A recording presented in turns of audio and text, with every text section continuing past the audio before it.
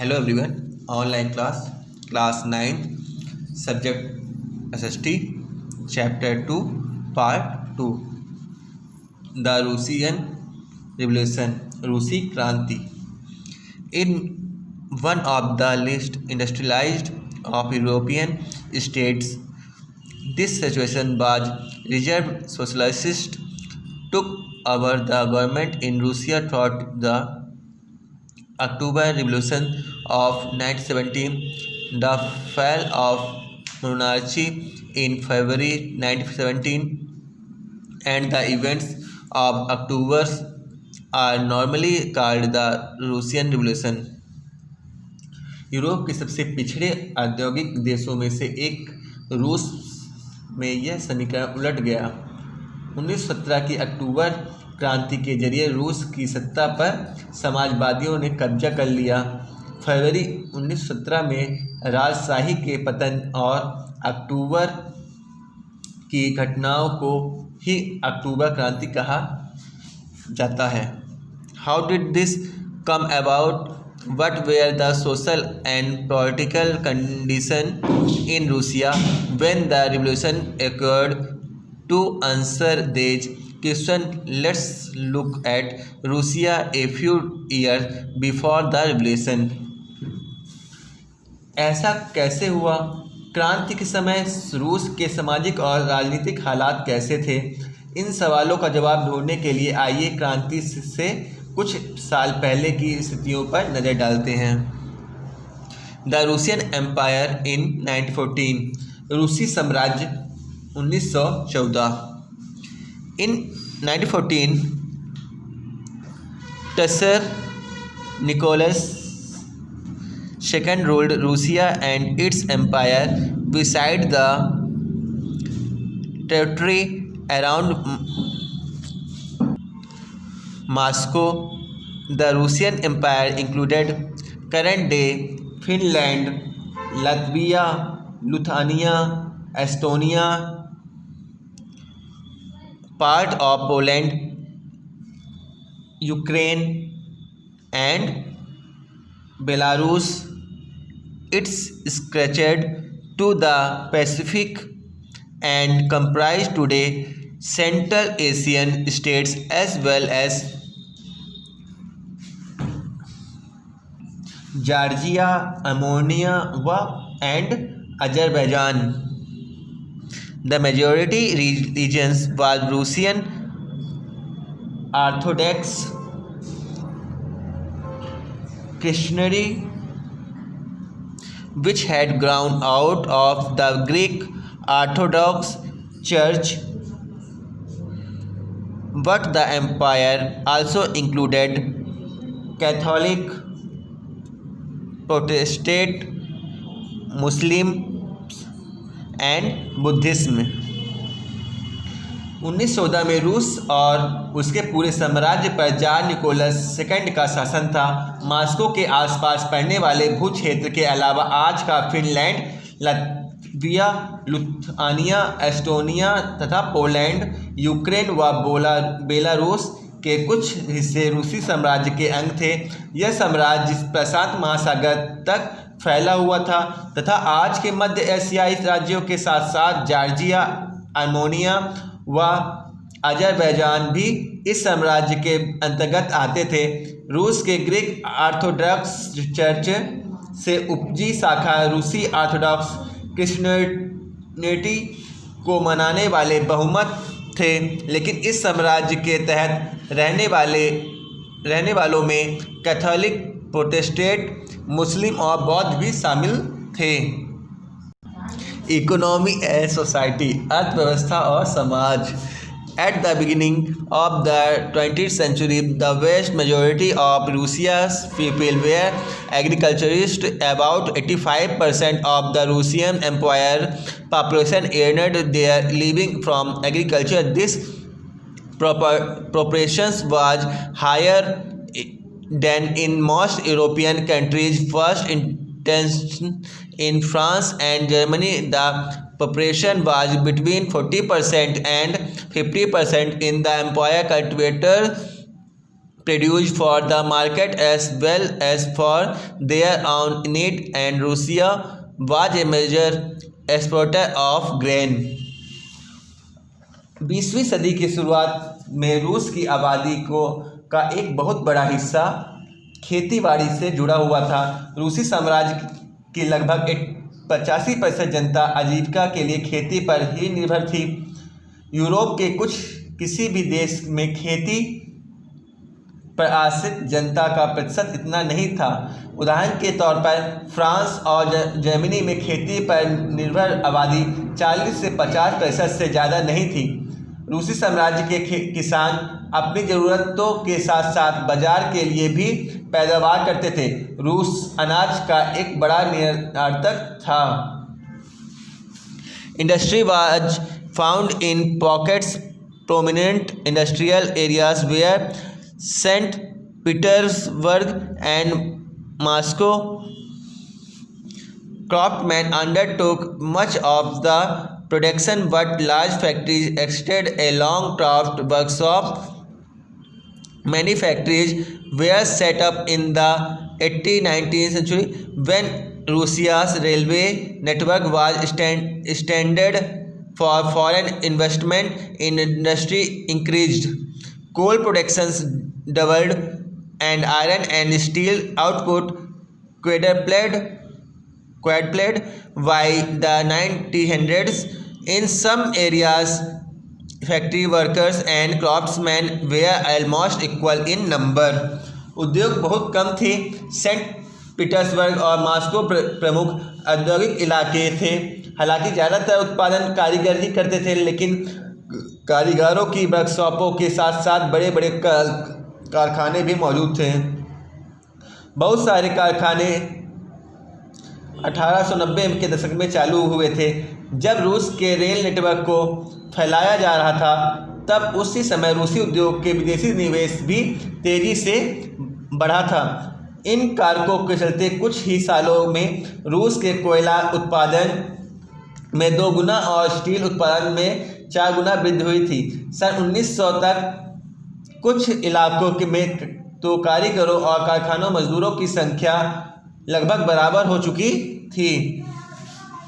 Most industries was the private property of industrialized government supervised large factories to ensure minimum wages and limited hours of work, but factory inspectors could not prevent rules being broken. In crop units and small workshops, the working day was sometimes 15 hours compared with 10 or 12 hours in factories. Accommodations varied from rooms to dormitories. ज़्यादातर कारखाने उद्योगपतियों के निजी संपत्ति थे। मजदूरों को न्यूनतम वेतन मिलता रहा और काम की पाली के घंटे निश्चित हो। इस बात को ध्यान रखने के लिए सरकारी विभाग बड़ी फैक्ट्रियों पर नज़र रखते थे, लेकिन फैक्ट्री इंस्पेक्टर भी नियमों का उल्लंघन को रोक पाने में नाकामयाब थे। कारीगरों के इकाइयों और वर्कशॉपों को काम की पाली प्रायः 15 घंटे तक खिंच जाती थी, जबकि कारखानों में मजदूर आमतौर पर 10 से 12 घंटे की पालियों में काम करते थे। मजदूरों को रहने के लिए भी कमरे से लेकर डॉर्मिटरी तक तरह तरह की व्यवस्था मौजूद थी। Workers were a divided social groups. Some had strong links with the villages from which them come. Others had settled in cities permanently. Workers were divided by skill. A metal worker of St. Petersburg recalled, metal workers considered themselves aristocrats. Among other workers, their occupations demanded more training and skill.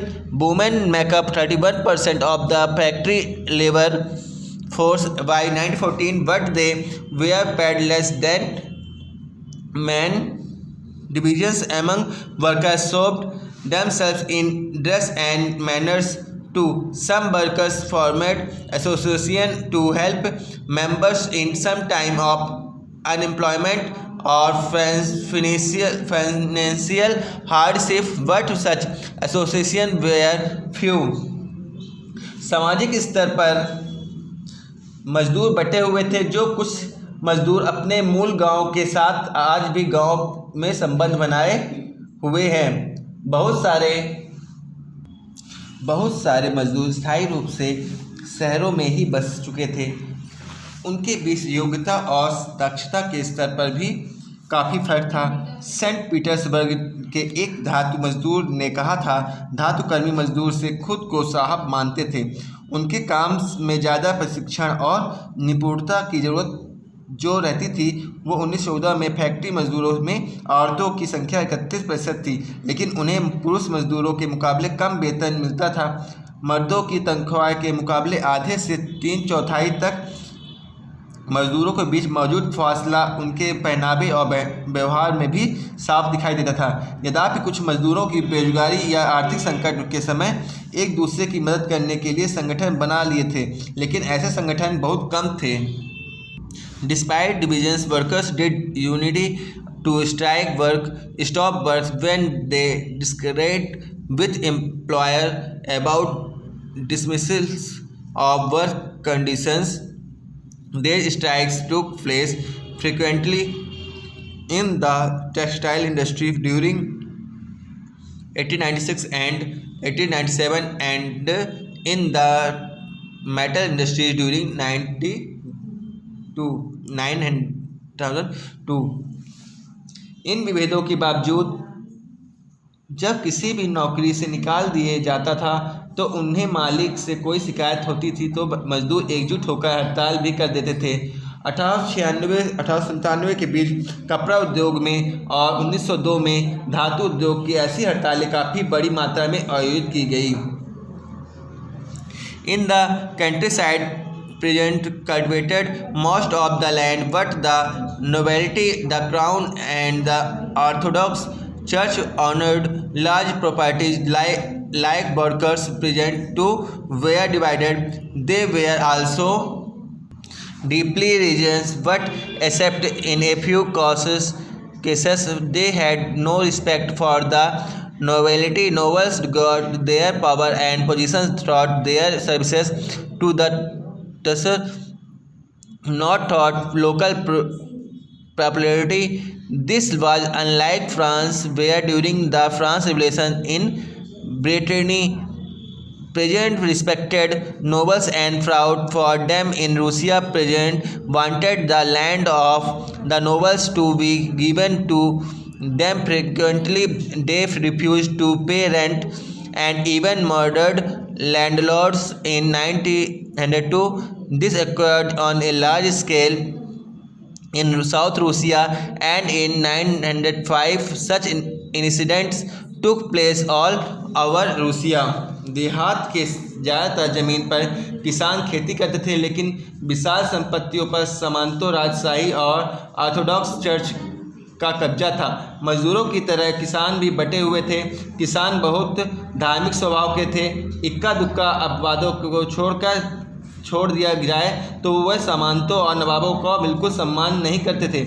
नवाबों और सामंतों को जो सत्ता और हैसियत मिली हुई थी वह लोकप्रियता की वजह से नहीं, बल्कि जार के प्रति उनकी निष्ठा और सेवाओं के बदले भी मिली थी। यहाँ की स्थिति फ्रांस जैसी नहीं थी। मिसाल के तौर पर फ्रांसीसी क्रांति के दौरान ब्रिटेन के किसान ने केवल नवाबों का सम्मान करते थे, बल्कि उन्होंने नवाबों के विचारों के लिए बाकायदा लड़ाइयाँ भी लड़ी। इसके विपरीत रूस के किसान चाहते थे कि नवाबों की ज़मीन छीनकर किसानों के बीच बांट दी जाए। बहुधा वह लगान भी नहीं चुकाते थे। कई जगह के तो जमींदार की हत्या भी की जा चुकी थी। 1902 में दक्षिण रूस की ऐसी घटनाएं बड़े पैमाने पर घटी। 1905 में तो पूरे रूस में ऐसी घटनाएं घटने लगी। Russian peasants were different from other European peasants in another way. They pulled their land together periodically, and their community divided it according to the need of individual families. रूसी किसान यूरोप के बाकी किसानों के मुकाबले एक और लिहाज से भी भिन्न थे। यहाँ के किसान समय समय पर सारी जमीन को अपने कम्यून मीर को सौंप देते थे और फिर कम्यून ही प्रत्येक परिवार की जरूरत के हिसाब से किसानों को जमीन बांटता था। सोशलिज्म इन रूसिया, रूस के समाजवाद। All political parties were illegal in Russia before 1914. The Russian Social Democratic Workers' Party was founded in 1898 by socialists who respected Marx's ideal. However, because of government policing, it had to operate as an illegal organization. It set up a newspaper, mobilized workers, and organized strikes. 1914 में पहले रूस में से सभी राजनीतिक पार्टियां गैर कानूनी थी। मार्क्स के विचारों को मानने वाले समाजवादियों ने 1898 में Russian social democratic workers party, रूसी सामाजिक लोकतांत्रिक श्रमिक पार्टी का गठन किया था। सरकारी आतंक के कारण इस पार्टी को गैर कानूनी संगठन के रूप में काम करना पड़ता था। इस पार्टी के एक अखबार में निकलता था, उसने मजदूरों को संगठित किया था और हड़ताल आदि कार्यक्रम आयोजित किए थे। Some Russian socialists felt that the Russian present custom of dividing land periodically made them neutral.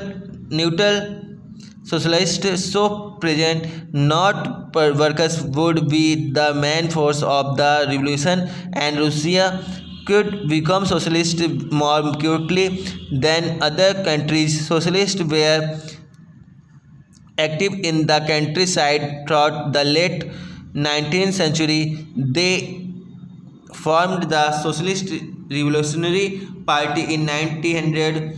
This party struggled for peasant rights and demanded that land belonging to nobles be transferred to peasants. Social Democrats disagreed with socialist revolutionaries about peasants. Lenin felt that peasants were not one united group. Some were poor and others rich. Some worked as laborers while others were capitalists who employed workers. Given these differentiations within them, they could not all be part of a socialist movement. कुछ रूसी समाजवादियों को लगता था कि रूसी समाज किसान जिस तरह समय समय पर ज़मीन बांटते हैं, उससे पता चलता है कि वह स्वाभाविक रूप से समाजवादी भावना वाले लोग हैं। इसी आधार पर उनका मानना था कि रूस के सब मजदूर नहीं बल्कि किसान ही क्रांति के मुख्य शक्ति बनेंगे। वह क्रांति के नेतृत्व करेंगे और बाकी देशों में मुकाबले ज़्यादा जल्दी समाजवादी देश बन जाएगा। 19वीं सदी के आखिर में रूस के ग्रामीण इलाकों में समाजवादी काफ़ी सक्रिय थे। सन 1900 में उन्होंने सोशलिस्ट रेवोल्यूशनरी पार्टी, समाजवादी क्रांतिकारी पार्टी के गठन कर लिया। इस पार्टी ने किसानों को अधिकारों के लिए संघर्ष किया और मांग की कि सामंतों के कब्जे वाली ज़मीन फौरन किसानों को सौंपी जाए। किसानों के सवाल पर समाजवादी लोकतांत्रिक खेमा समाजवादी क्रांतिकारियों से सहमत नहीं था। लेनिन का मानना था कि किसानों की एकजुटता नहीं है, वे बटे हुए हैं। कुछ किसान गरीब थे और कुछ अमीर थे, कुछ मजदूरी करते थे और कुछ पूंजीपति थे जो नौकरों के से खेती करवाते थे। इन आपसी विभेदों के चलते वह सभी समाजवादी आंदोलन के हिस्से नहीं हो सकते थे। The party was divided over the strategy of organization. Vladimir Lenin, who led the Bolshevik group, thought that in a repressive society like Tsarist Russia, the party should be disciplined and should control the number of quality of its members. Other Menshevik thought that the party should be open to all, as in Germany. सांगठनिक रणनीति के सवाल पर party के गहरे मतभेद थे। Vladimir Lenin Bolshevik खेमे की मुखिया सोचते थे कि जार राजा शासित रूस जैसे दमनकारी समाज में पार्टी अत्यंत अनुशासित होनी चाहिए और अपने सदस्यों की संख्या व स्तर पर उसका पूरा नियंत्रण होना चाहिए। दूसरा खेमा मनेस्विक मानता था कि पार्टी में सभी को सदस्यता दी जानी चाहिए। Thank you.